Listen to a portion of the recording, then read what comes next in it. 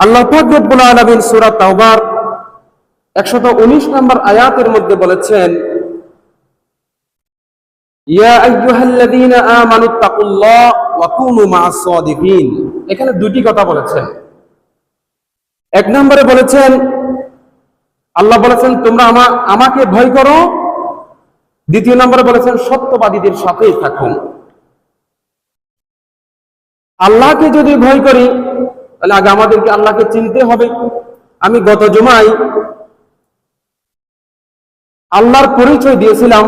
পবিত্র কোরআন কারীমের অসংখ্য আয়াতের মধ্যে আল্লাহ নিজেই পরিচয় দিয়েছেন এবং আল্লাহর পরিচয় সম্পর্কে পবিত্র কোরআন কারীমে একটি সূরাও নাজিল করেছেন, সূরা ইখলাস। আল্লাহ পবিত্র কোরআনে বলেছেন তোমরা আমাকে ভয় করো। যে ব্যক্তি আল্লাহকে ভয় করে না, সে দুনিয়ার যত খারাপ কাজ আছে সবগুলো করতে পারে। চুরি, ডাকাতি, জেনা, ব্যভিচার, জুলুম, নির্যাতন, অত্যাচার, যত ধরনের খারাপ কাজ আছে সে করে ফেলে। পক্ষান্তরে যে ব্যক্তি আল্লাহকে ভয় করে সে কখনো খারাপ কাজ করতে পারে না। সে চুরি ডাকাতি করতে পারে না, সে জুলুম, নির্যাতন, অত্যাচার, মিথ্যা এগুলো করতেই পারে না। যে ব্যক্তি আল্লাহকে ভয় করে সে কখনো নামাজ ছেড়ে দিতে পারে না। যে ব্যক্তি আল্লাহকে ভয় করে সে কখনো আমানতের খেয়ানত করতে পারে না। যারা প্রতিনিয়ত প্রত্যেকটি কাজে আল্লাহকে ভয় করবে সে হলো মুত্তাকি। আর মুত্তাকিদের ব্যাপারে আল্লাহ পাক রব্বুল আলামিন পবিত্র কোরআনুল কারীমের মধ্যে বলেন, ইন্না আকরামাকুম ইনদাল্লাহি আতকাকুম। নিশ্চয় আল্লাহ পাক রব্বুল আলামিনের কাছে ওই ব্যক্তি সবচেয়ে বেশি সম্মানিত যে ব্যক্তি আল্লাহকে ভয় করে। যে ব্যক্তি আল্লাহকে প্রত্যেকটি কাজে ভয় করে ওই ব্যক্তি হচ্ছে আল্লাহর কাছে সবচেয়ে বেশি সম্মানিত। নবী করিম সাল্লাল্লাহু আলাইহি ওয়াসাল্লাম আজ থেকে ১৫০০ বছর আগে যে একটি সোনালী সমাজ আমাদেরকে উপহার দিয়েছেন, এই সোনালী সমাজের মূল ভিত্তি হলো তাকওয়া। যারা সব সময় আল্লাহকে ভয় করে, যারা প্রত্যেকটি কাজে আল্লাহকে ভয় করে তারা হলো মুত্তাকি। মানুষ মাত্রই ভুল, মানুষ ভুল করতেই পারে, এটা স্বাভাবিক। কিন্তু আল্লাহ পাক রব্বুল আলামিন তাওবার দরজা খোলা রেখেছেন। সুবহানাল্লাহ। আল্লাহ বলেছেন আমার বান্দা যদি ভুল করে, আমার বান্দা যদি গুনাহ করে ফেলে, তাহলে সেই গুনাহ ক্ষমা চাওয়ার জন্য আমি তাওবার দরজা খোলা রেখেছি। আর যে ব্যক্তি গুনাহ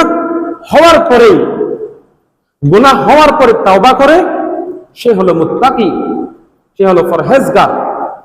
আর গুনাহ হয়ে যাওয়ার পরে যে ব্যক্তি আল্লাহর কাছে ক্ষমা চাইবে সে হলো কি? মুত্তাকি। গুনাহ হওয়ার পরে যে আল্লাহর কাছে ক্ষমা চাইবে না সে আল্লাহকে ভয় করে না, সে প্রত্যেকটি কাজে আল্লাহকে ভয় করে না। তো সুতরাং প্রত্যেকটি কাজে একজনকে ভয় করতে হবে, তিনি কে? আল্লাহ। যেমন মনে করেন, আমি যদি একটি উদাহরণ দিই, আমাদের চকরিয়া পেকুয়ার মনে করেন একজন এমপি আছে। এখন তার কাছে সরকারের পক্ষ থেকে ১,০০০ কোটি টাকা তাকে বাজেট দিয়েছে। চকরিয়া পেকুয়ার মানুষের জন্য সরকারের পক্ষ থেকে ১,০০০ কোটি টাকা দিয়েছে। এখন এমপি সাহেবের দায়িত্ব কি? এমপি সাহেবের দায়িত্ব হচ্ছে যেখানে রাস্তাঘাট ক্লিয়ার নেই, মানুষ সুন্দরভাবে যাতায়াত করতে পারে না, সেগুলো ঠিক করে দেয়া। যেখানে শিক্ষা প্রতিষ্ঠান নেই, মসজিদ মাদ্রাসা নেই, সেখানে উন্নত শিক্ষার ব্যবস্থা করে দেয়া। যেখানে চিকিৎসা নেই, চিকিৎসার ব্যবস্থা নেই, সেখানে ক্লিনিক গড়ে তোলা এবং চিকিৎসার ব্যবস্থা করে দেয়া। যেখানে বাসস্থান নেই, মানুষ রাস্তা রাস্তায় পড়ে থাকে, সেখানে মানুষের বাসস্থান তৈরি করে দেয়া। যেখানে মানুষ খাবার খেতে পারে না, অনাহারে দিন কাটে, তাদেরকে খাবারের ব্যবস্থা করে দেয়া।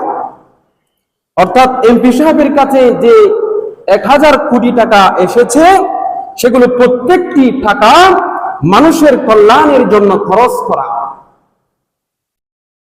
এটাই হচ্ছে আল্লাহকে ভয় করা। এখন কেউ যদি, কোন এমপি সাহেব যদি সেই টাকাগুলো যদি মানুষের কল্যাণে খরচ না করে, মানুষের জন্য খরচ না করে, সে যদি নিজের পকেট গরম করে, তাহলে সে আল্লাহকে ভয় করছে? সে আল্লাহকে ভয় করলো না। তাহলে সে যদি আল্লাহকে ভয় না করে, সে কখনো মুত্তাকি হতে পারবে? সে কখনো মুত্তাকি হতে পারবে না, ফরহেজগার হতে পারবে না। আমরা অতীতে চকরিয়া পেকুয়াতে অনেক এমপি সাহেব আমরা দেখেছি, তাদের কাছে অনেক বরাদ্দ এসেছে মানুষের জন্য, তারা আগে নিজের পকেট গরম করেছে, এরপরে বাঁচলে মানুষদেরকে দিয়েছে। এরা কখনো মুত্তাকি নয়, এটাই আল্লাহর ভয় নয়। আপনি যদি আল্লাহকে যদি ভয় করতেন, প্রত্যেকটি টাকা আপনি জনগণকে বুঝিয়ে দিতেন। হযরত উমর ফারুক রাদিয়াল্লাহু তাআলা আনহু, তার ছেলে আব্দুল্লাহ ইবনে উমর রাদিয়াল্লাহু তাআলা আনহু একদিন মক্কার পথ দিয়ে হেঁটে যাচ্ছিলেন। যাওয়ার পথে তিনি দেখলেন পাহাড়ের উঁচুয় অনেকগুলো বকরি চড়তেছে। আরেকজন রাখাল ছিল, আব্দুল্লাহ ইবনে উমর রাদিয়াল্লাহু তাআলা আনহু রাখালকে ডেকে তিনি বললেন, ও ভাই রাখাল, তোমার বকরিগুলো আমার অনেক পছন্দ হয়েছে, আমার সুন্দর লাগতেছে, তোমার থেকে আমাকে একটি বকরি বিক্রি করে দাও। এখন রাখাল বলছেন, আমি তো বকরি তো ছিলেন ছাগলের মতো আর কি, আমি তো বকরির মালিক নই, আমি রাখাল মাত্র। বকরিগুলোর একটা মালিক আছে, সে এখানে উপস্থিত নাই, আর মালিকের অনুমতি ছাড়া আমি বকরি বিক্রি করতে পারবো না। এখন আব্দুল্লাহ ইবনে উমর রাদিয়াল্লাহু তাআলা আনহু বললেন, আরে বাবা, তোমার মালিক তো এখানে নাই, তোমার মালিক তো ঘরে, আর এখানে হাজার হাজার বকরি তুমি দেখাশোনা করতেছো, একটি বকরি যদি আমাকে বিক্রি করে দাও, তাহলে মালিক টের পাবে না, বুঝতেই পারবে না। এখন রাখাল বলল, আমার মালিক কিন্তু অত্যন্ত চালাক, সে বকরিগুলো ঢোকার সময়ও গনি গনি ঢোকায়, বের করার সময়ও গনি গনি বের করে। এখন আব্দুল্লাহ ইবনে উমর রাদিয়াল্লাহু তাআলা আনহু তিনি দেখতে চান আসলে এই রাখালটি কতটুকু আল্লাহকে ভয় করে, তিনি এটা দেখতে চাচ্ছেন। আব্দুল্লাহ ইবনে উমর রাদিয়াল্লাহু তাআলা আনহু বললেন, কদ আকালাহু যিবু, বলছে একটি রাখালকে বলছে একটি বকরি বাঘে খেয়ে ফেলছে, তুমি এটা বলবা তোমার মালিক কে? একটি বকরি রাখাল খেয়ে ফেলছে, এটা বললে তো সে আর তোমাকে কিছু বলবে না। তো আমিও একটা বকরি নিলাম, তোমার পকেটেও কিছু টাকা হলো। এখন রাখাল বলছে, ইবনে উমর, আমি যদি আমার দুনিয়ার মালিকের চোখে যদি ফাঁকি দিতে পারি, কিন্তু একজন মালিকের চোখের সামনে আমি ফাঁকি দিতে পারবো না, যিনি আসমান এবং জমিনের মালিক, ওই মালিকের কুদরতের চোখে আমি ফাঁকি দিতে পারবো না। আমি আমার মালিককে ফাঁকি দিয়ে একটা বকরি তোমাকে বিক্রি করতে পারি, কিন্তু আসমান এবং জমিনের যিনি মালিক, তার কুদরতের চোখের আমি কি দিতে পারবো না, আমি ফাঁকি দিতে পারবো না। সুবহানাল্লাহ। এরাই ছিল এত মুত্তাকি, এরাই ছিল এত পরহেজগার। তাকে বলা হয় মুত্তাকি, তাকে বলা হয় আল্লাহর ভয়। দুনিয়ার কাউকে যদি আপনি ভয় না করেন, তাহলে একজনকে ভয় করতে হবে, তিনি কে? আল্লাহ। দুনিয়ার মানুষ যাই বলে না কেন, কিন্তু প্রতিটি কাজের ক্ষেত্রে, প্রত্যেকটা কাজেই সবসময় আল্লাহকে ভয় করতে হবে। এখন আমরা তাকওয়া বলতে মনে করি, তাকওয়া বলতে আমরা মনে করি দাড়ি, টুপি, জুব্বা, পাঞ্জাবি। কেউ যদি দাড়ি, টুপি, জুব্বা, পাঞ্জাবি পরে যদি জিকির আজকার করে, আমরা মনে করি আসলে ব্যক্তিটা তো মুত্তাকি, পরহেজগার, এরকম আমরা মনে করি না? আসলে দাড়ি, টুপি, পাঞ্জাবি এগুলো তো হচ্ছে তাকওয়া না, এগুলো হচ্ছে ওয়ালিবাসুত তাকওয়া। খুব ভালো করে খেয়াল করবেন, দাড়ি, টুপি, পাঞ্জাবি, ইসলামী পোশাক, এগুলো হচ্ছে লিবাসুত তাকওয়া, অর্থাৎ তাকওয়ার লেবাস, তাকওয়ার পোশাক। আসল তাকওয়া হচ্ছে আল্লাহকে ভয় করা, প্রত্যেকটি কাজেই আল্লাহকে ভয় করা। যেমন দেখেন, আপনি সেনাবাহিনীতে ভর্তি না হয়ে, সেনাবাহিনীতে না টিকে বাজার থেকে সবচেয়ে দামি একটি পোশাক আপনি বানিয়ে নিয়ে ফেলছেন। দামি একটি পোশাক, সেনাবাহিনীর পোশাক বানিয়ে আপনি পরেছেন এবং এদিক ওদিক ঘোরাফেরা করতেছেন। তাহলে জনগণকে আপনাকে সেনাবাহিনী মেনে নিবে? মেনে নিবে না। সেনাবাহিনী যদি হতেছেন, আপনাকে সেনাবাহিনীতে টিকতে হবে। সেনাবাহিনীতে টিকলেই পোশাক কি এমনিতে চলে আসবে। যারা বুঝতেছেন কিনা জানি না, সেনাবাহিনীতে যদি আপনি টিকেন, তাহলে পোশাক এমনি এমনি এরা দিবে। আগে স্কুলে ভর্তি হওয়া লাগবেই, আপনি ইউনিভার্সিটিতে আগে আপনাকে টিকতে হবে। আপনি ইউনিভার্সিটিতে টিকলেই আপনার একটি পোশাক আসবে, আপনার একটি কার্ড আসবে, ইউনিভার্সিটির একটা কার্ড দিবে। তো সুতরাং সর্বপ্রথম আপনাকে আগে ভয় করতে হবে আল্লাহকে। আল্লাহকে যদি ভয় করেন, আপনার ভিতরে যদি তাকওয়া চলে আসে, পোশাক, ইসলামী পোশাক, লেবাসুত তাকওয়া এমনি এমনি চলে আসবে।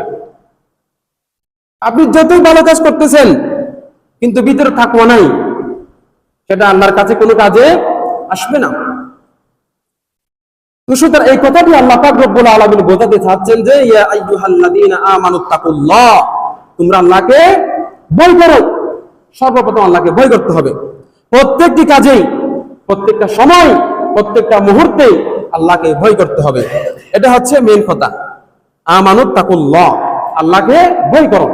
এরপরে দ্বিতীয়ত আরেকটি কথা বলেছেন একই আয়াতে, ওয়াকুনু মা'আস সাদিকিন, তোমরা সত্যবাদীদের সাথেই থাকো। এখন অনেক অমুসলিম আছে যারা সত্য কথা বলে। আমরা অনেকে বলি না, লোকটি কিন্তু ইহুদি, অমুসলিম, কিন্তু সে সত্য কথা বলে, সে ভালো কথা বলে, এরকম বলি না আমরা?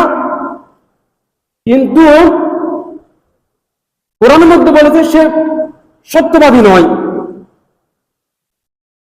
ওয়াকুনু মা'আস সাদিকিন, তোমরা সত্যবাদীদের সাথেই থাকো। সে সত্য কথা বললেও সত্যবাদী নয়। সত্যবাদী হওয়ার জন্য কিছু গুণ আছে, কিছু বৈশিষ্ট্য আছে। সত্যবাদী হওয়ার জন্য সেই বৈশিষ্ট্যগুলো কি?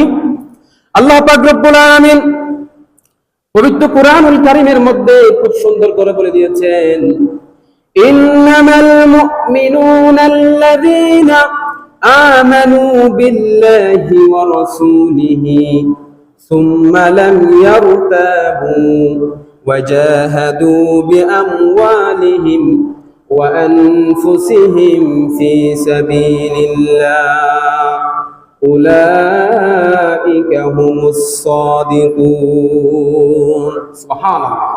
এই আয়াতের মধ্যে আল্লাহ পাক রব্বুল আলামিন সত্যবাদীদের তিনটি বৈশিষ্ট্য আল্লাহ বলেছেন। এক নম্বর হচ্ছে সত্যবাদী তারাই যারা আল্লাহ এবং রাসূলের প্রতি বিশ্বাস করে, আল্লাহকে বিশ্বাস করে, আল্লাহ এবং আল্লাহর রাসূলের প্রতি ঈমান এনেছে, তারা হচ্ছে সত্যবাদী।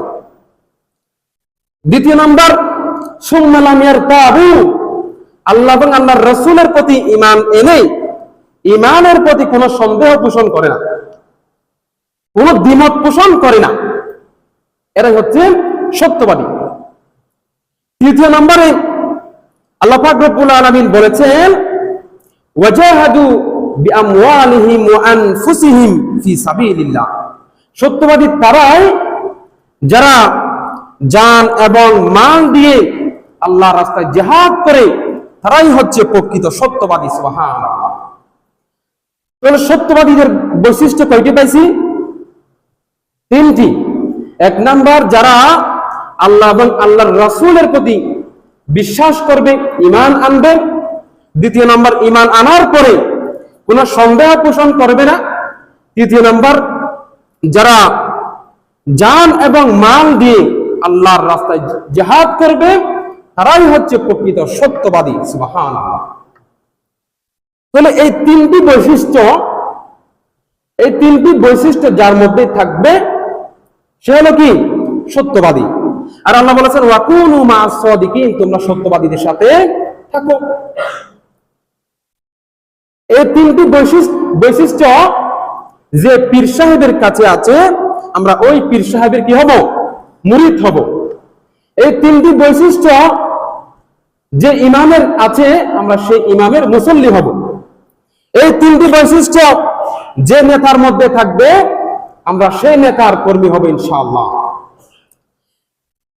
এখন আমার দেশের মধ্যে অনেকগুলো নেতা আছে যারা মুখে বলে আমরা ইসলাম বিশ্বাস করি, আমরা মদিনার ইসলাম বিশ্বাস করি, কিন্তু অন্তরের মধ্যে কুফরি লালন করে। ঠিক কিনা? মুখে বলে যে আমরা ইসলাম ভালোবাসি, মদিনার ইসলাম ভালোবাসি, কিন্তু ভিতরে ভিতরে কুফরি লালন করে।